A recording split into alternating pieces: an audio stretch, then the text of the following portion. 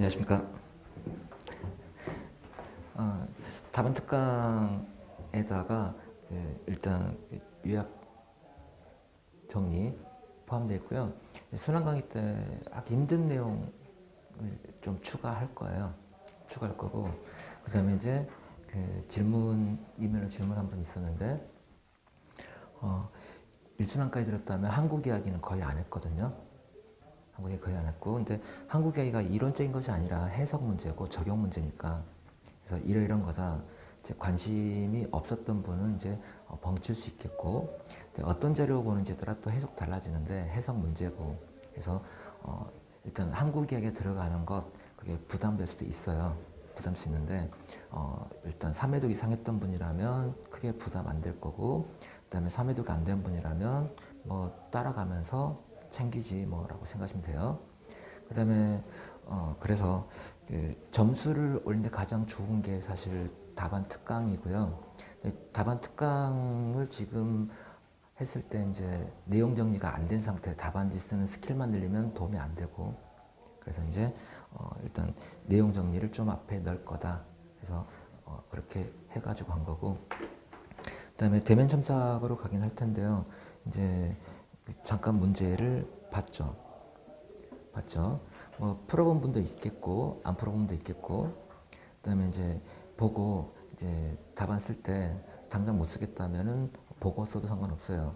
어차피 제가 지금 오늘 드린 해설은 간을 먼저 보는 거니까 여러분 답안 쓰는 거 보고 난 다음에 다음번 해설은 좀 달리 나갈 수도 있어요. 달리 나갈 수도 있는데 가지고 있는 자료를 보고 쓰는 것 괜찮고요. 특히 개념 같은 것들은 보고 쓰는 게 나을 수도 있으니까, 공부를 많이 했던 분이라면 시험 끝나고 2차 발표 났죠? 좀 감이 떨어져 있다면 다시 한번 체크하고 가면 될 것 같아요. 그다음에 이번에 새 주제만 잡았어요. 그냥 밀도 있게 가장 최근 5년간 가장 많이 출제된 파트가 정당 선거, 정부 형태 세 파트거든요. 그래서 이번에 뽕을 뽑자 해서 새 주제만 잡았어요. 근데 오늘 내용 설명 1시간, 강평 1시간 이렇게 잡았는데 오늘 이제 2시간이 있기 때문에 앞에 좀 깔고 정치, 민주주의 이야기를 잠깐 한 다음에 한 1시간 정도, 그 다음에 정당에 대한 이야기 들어갈 거예요. 그 다음에 표정 보고 제가 설명 어떻게 할 건지를 결정할 거니까 손으로 뭔 소리인지 모르겠다면 팍팍 인상 쓰고, 그다음에 저걸 뭐 설명하고 있으면 그런 취지로 표정을 지으면 제가 알아서 건너뛰고 할 거니까. 그다음에 이제 정착 처음 한다는 분 상담 따로 한번 하는 게 좋을 것 같아요.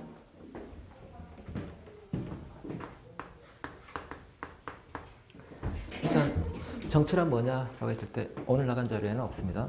그냥 기억 더듬어 보면서 자, 근대사회는 다양한 이해관계, 가치관, 사상, 종교적 신념, 너무나 다양한, 한국 사회는 그나마 덜하지만 한국 사회도 계급, 계층 구분되죠? 그죠?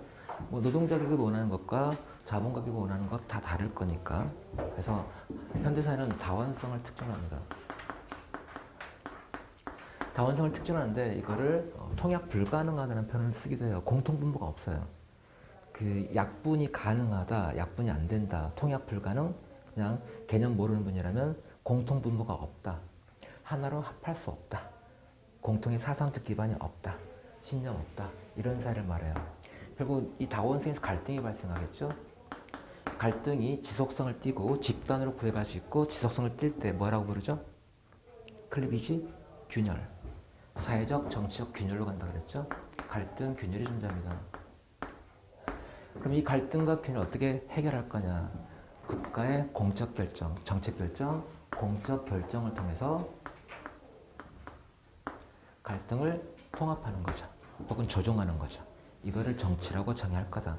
가장 많이 인용되는 게 이스턴이 정의했던 가치의 권위적 배분이다 라는 표현인데, 그것도 똑같아요. 문제는 이 공적 결정에 대해서 이 사회에서 수용 가능할까? 누구에겐 이익이 되고 누구에겐 손해가 될 겁니다. 손해가 있음을 불구하고 수용할 수 있는 건 뭘까? 정당성이죠. 그래서 정당화된 권력, 결정권을 갖고 있다, 권력을 쥐고 있다고 봐도 되겠죠. 정당화된 권력을 권위라고 부르죠. 그래서 권위적 조정이다. 결국 이것과 의미가 같아질 수 있다는 거죠. 정치란 사회에 존재하는 갈등, 균열을 공적 결정을 통해 통합 혹은 조정하는 과정이라고 규정하겠다.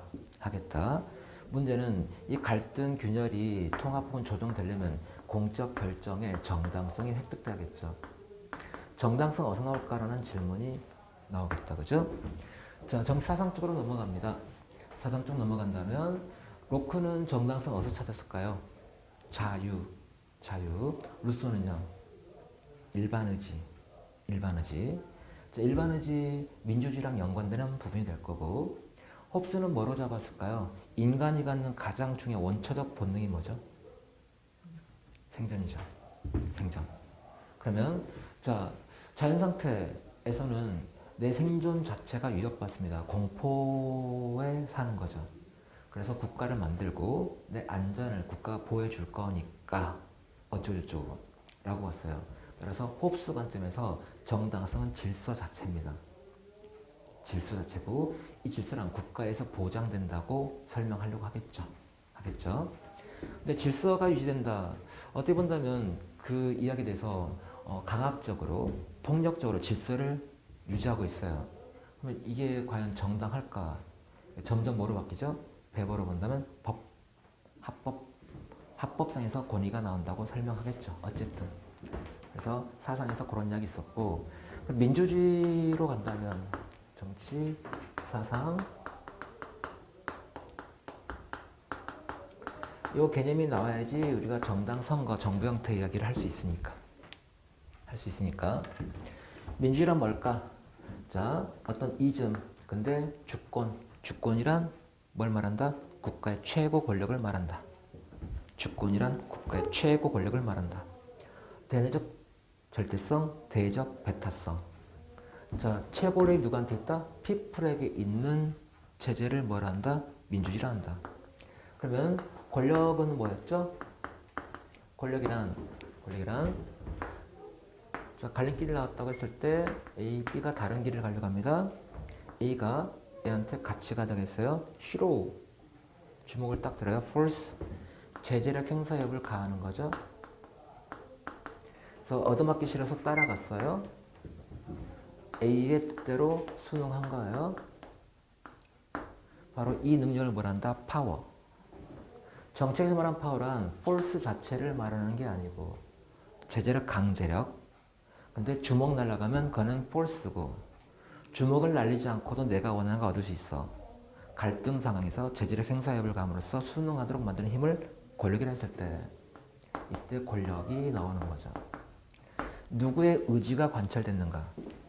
그래서 의사력이라고 한다. 누가 이익을 얻었는가? 누가 권력을 쥐고 있는가? 누구의 뜻대로 정책이 나왔는가? 누가 권력을 쥐고 있는가? 이게 핵심이죠. 국정치학에서는 의사력이라는 표현보다는 대체성이라는 표현을 많이 씁니다. 대체성. 자, 시장에서 내가 원하는 걸 얻는 힘은 뭐죠? 돈은 A와 B 관계에서 A가 B에게 돈을 주고 B는 A가 원하는 물건을 인도해 주죠. 내가 원하는 거를 얻을 수 있는 능력은 바로 화폐죠. 화폐는 교환 수단이죠. 매개, 교환 위치가 바뀌었죠. 대체성하면 이 뜻이 들어있는 거다. 자, 그러면 민주주의는 국가의 최권력이 시민에게 있는 체제라고 했을 때 권력 개념을 집어넣어서 본다면 누구의 의지가 관철되는 체제? 국가의 주요 결정이 인민의 의지에 구속되는 정체제를 민주주의라 한다. 그래서 피플 받고 권력 받으니까 바로 인민의 의지에 따른 통치. 자, 이거를 인민의 자기 지배라 부르죠. 지배 권력. 내 스스로 내가 나를 지배하는 거예요. 인민이 자기 스스로 지배하는 것. 지배 의미를 놓고 본다면 인민의 의지에 따른 통치가 되는 거고. 자, 근데 현대 민주주의는 대의제로 제도화돼 있죠. 대의제로 제도화돼 있어요. 대의제가 민주주의이기 위한 조건은 뭐가 될까요? 그러면 대표자의 의사가 인민의 의사에 구속됐을 때. 그래서 짧게 표현한다면 대의제에서 나리란 사람은 높은 반응성, 대응성, 행정에 배웠던 반응성, 대응성, 리스판시브니스. 정치 체제 반응성이 높을 때 바로 민주주의라 말할 수 있겠다. 이게 실질적으로 정의된 민주주의. 실질적으로 정의된 민주주의.